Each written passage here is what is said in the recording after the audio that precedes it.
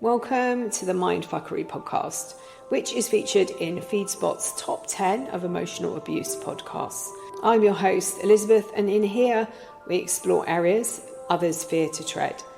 I'm the founder of the Divorce Sanctuary and creator of Wound Talking and The Original Wound.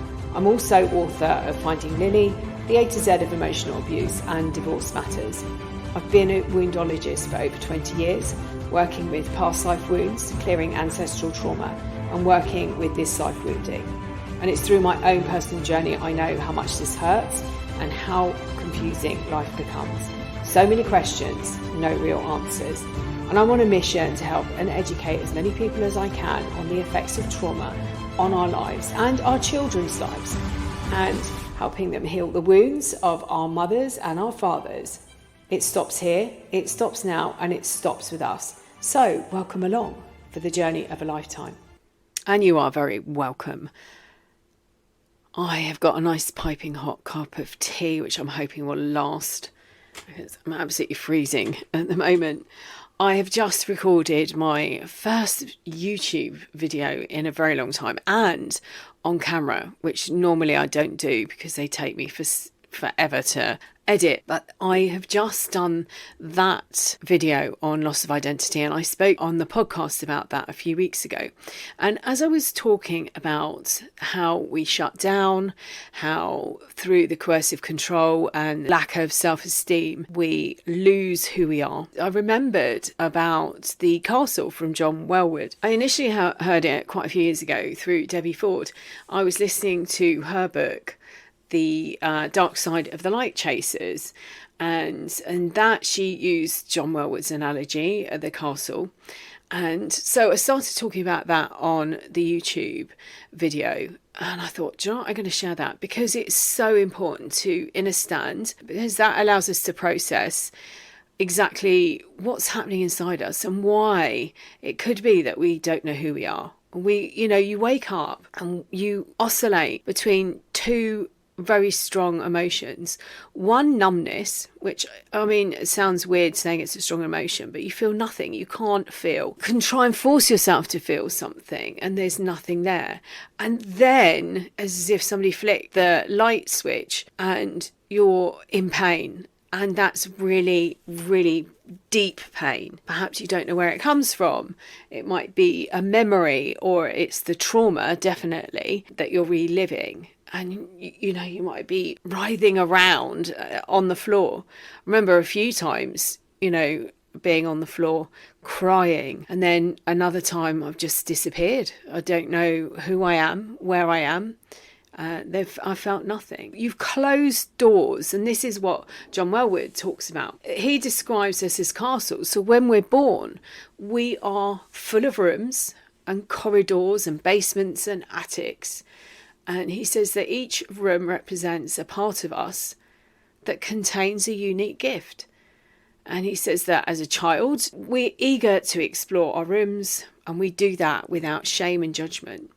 But as we had guests over or people visited our castle, they might have told us that they didn't like something. So we closed the door to that room and to part of ourselves. So if you think about the abusive relationship, the amount of things that you were told, and so you're sucked into this relationship being told that you are soulmates, you're the best thing that's ever happened to this person, that you can't live without them, that you're meant to be together. And then over a period of time, those things that they say that you are unique and amazing at, or that they love about you, they criticize you for, they devalue you. They put you down. So think of that person, or even multiple people. It might be, if this happened as a child as well, you might have closed other doors.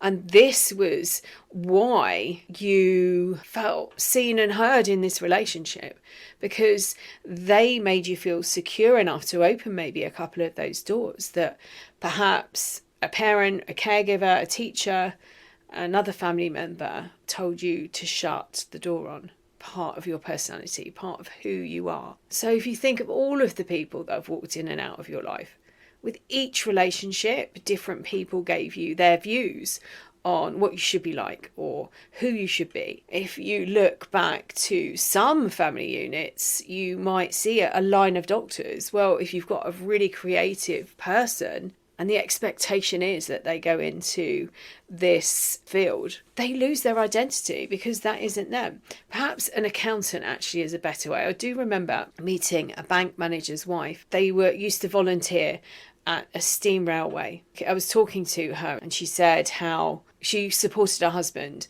at the weekends doing this. This is what he'd always wanted to do. He'd always wanted to be a train driver.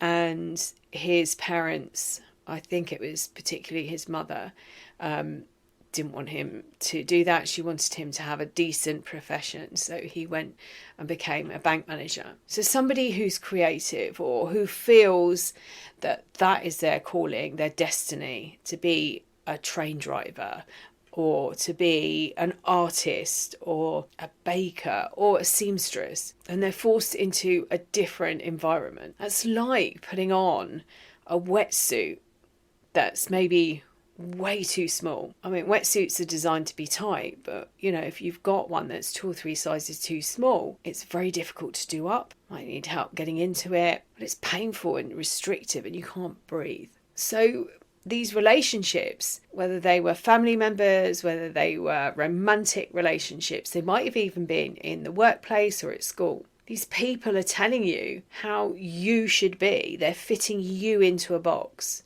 Emotionally abusive relationships are conditional. And if we're parents and caregivers ourselves, we have to be really cautious that we're not repeating this pattern of learnt behaviour. So gradually over time, you have closed doors to hide away who you really are. They tell you about their exes and they play the victim, how they've been treated. It might be that they've had a really bad childhood. And in fact, they usually go hand in hand. They usually tell you about their exes and how they were treated and how what an awful childhood they had. And you buy into this. They see and hear you in a way that you've possibly not been seen and heard. They might have allowed you to open up a couple of rooms and pull back the dust cupboard, allowing part of you out to play. Only then to slam the door on that and tell you that they don't like the way you do something. And you might have found you've closed more rooms or more doors on rooms to your personality than you ever did in the lifetime before you met them. And Debbie Ford describes this as waking up one day and being a 2-bed semi. So you've gone from this castle with hundreds of rooms. You might have been told that your rooms were too loud or the colours were too bright. Maybe the rooms were too quiet and the colours clashed. And you might have realised that you had rooms that nobody else had. And so perhaps not knowing what to do with those, you close them off. And John Welwood says we can only find the key to our uniqueness by opening up all of the rooms of our castle. And that might be quite scary and daunting. It might be quite appealing to you. It might seem exciting. You could think of it like taking the dust sheets and uncovering the rooms of love and courage, of elegance and grace. And you might still have the door slightly ajar to those rooms, but you've protected a few elements in there. You might open up the rooms of creativity and femininity, of honesty and integrity, health, assertiveness, sexiness and power. By throwing open these doors and windows, you can start to embrace parts of your personality that you might not have even been in touch with. There might be ones that you don't want to open.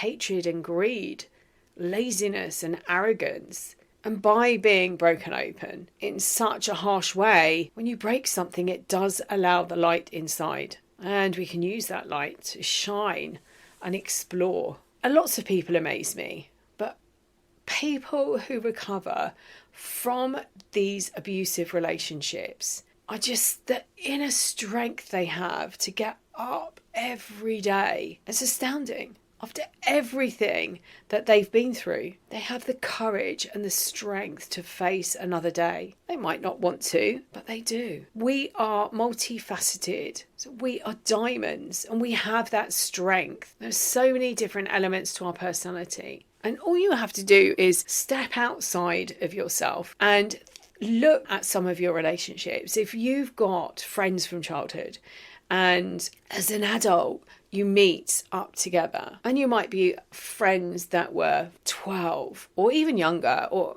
teenagers, do you behave like that when you get together? Is there that silliness, slightly less mature behaviour when no one's looking? Perhaps you have a telephone voice. That's another favourite of mine. These faces, these masks that we wear in certain situations. Each of us possess a uniqueness. I've written the Hopi Creation Story in both my books, in Finding Lily and also in The A to Z of Emotional Abuse. And so this story is the creator gathered all of creation and said, I want to hide something from humans until they're ready for it. It's the realization that they create their own reality. The eagle said to me, it said, give it to me, I will take it to the moon. The creator said, no, one day they will go there and find it. The salmon said, I will bury it at the bottom of the ocean. And the creator said, no, one day they will go there too. The buffalo said, I will bury it on the great plains. The creator said, they will cut the skin of the earth and find it there too. Grandmother Mole, who lives in the breast of the Mother Earth and who has no physical eyes to see, with her spiritual eyes said, put it inside of them. The creator said, it is done. Each of us possess this uniqueness that we don't know. And then we meet someone who sees and hears us in a way that we might not have been seen and heard ever before. And we trust them. We hand over our power. And in reality, they are the weak and broken ones. But to keep us trapped, they convince us that it's the other way around. They live with a fear of abandonment. They live with an abandonment wound. And when I first started doing a lot of work about 2018, maybe 2017, around this wounding with the emotional abuser, I discovered that they were actually able to project their wounds. So the pain and the wounding that you are experiencing might not actually be yours. I've spoken about this actually quite a lot on YouTube. You're wandering around thinking that these wounds are yours and actually they don't even belong to you. So those ones are really easy to get rid of. But the ones that you've been walking around with all of your life that perhaps you picked up as a child, I've spoken so many times about this process that, as a child, I believe actually we're born in a far better position, knowing far more than the adults that we're born into, that tribe. But the adults give us their wounding. They pass that on like a gift. They speak to us in the way that they were spoken to. And those first crucial 7 to 8 years of our lives, we're moulded. And if we're told that we're worthless, or we have parents that are not present, it might not be that they don't live under the same roof, or that, not in the house with us. It might just be emotionally not present. If we experience that, we take on these beliefs that we're not good enough. If we're betrayed, if we're abandoned, we might be shamed. A child is shamed by a parent who is shamed by their parent. And this cycle continues. And then somebody turns up in your life and they tell you how amazing you are. And I do remember many, many years ago, before this final relationship and realization, wondering what it was. Why did men that I met and had a relationship with think that I was the most amazing person until we got into a relationship and then they tried to change me? I hadn't quite understood about emotional abuse or even knew what it was at that point. I spoke on the YouTube video that I've just recorded, and I think I might have mentioned it in my podcast on loss of identity, how seeing these patterns in relationships is so helpful. Writing your story out, I think that was what I was talking about in last week's podcast, how important and how healing that can be. Anybody that tells you to face forward and not look back is not being helpful. If you were running the 100 meters, maybe that was helpful. Keep focused, looking forward. But even then you'll see long distance runners and short distance runners look over their shoulder to see what the distance is between the person following them. Yes, you do need to look forward. Yes, you do need to concentrate on where you're going. But it's so powerful looking back over your shoulder to see how far you've come. You might even see that you're much further along the process of healing than you thought you were. It's really powerful to check in. One of the most powerful things that I used to teach, I haven't spoken about this for ages actually, was seeing and writing out what was going on. And you might find rumination. This is how I started doing it. I found that I was in rumination for 7 or 8 days at a time, and I was caught and I couldn't get out.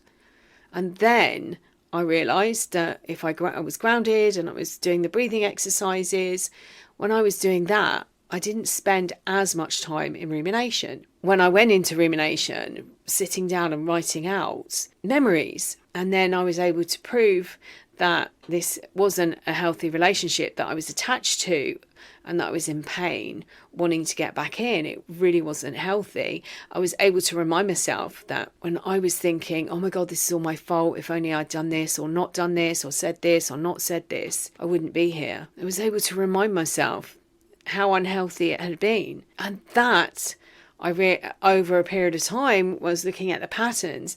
I could then see, oh gosh, I'm not here for 8 days. I'm here for a couple of hours. Wow. So when you sit and look, and you can see how far you've come, you can see your progress. And when you see that, it's empowering. And that's what it's all about. The strength that people have that come out of these relationships is amazing. You are amazing. To get up every single day after experiencing what you've experienced, being in the pain that you're in, that emotional pain, to function, even on any level, to be able to function. We are diamonds created through the pressure. That's how a diamond is created, multifaceted. And each facet is a room of your castle. And you have permission. If you're feeling safe, open a room, open a door. And it might be that you just open the door and look in to start with. And then another day you might be able to venture inside and walk round. And then another day you might venture inside and pull some of the dust sheets off and see what's underneath, what's been hidden away. Trauma affects us on so many different levels. And sometimes we don't even realise. So it's so important to be able to spot the abuse. It's so important to be able to see those patterns and heal from that trauma. And I hope you're going to give yourself that chance. I hope you see yourself as that multifaceted diamond, and I hope you see the strength that you have within you. I'm sending you loads and loads of love until next time.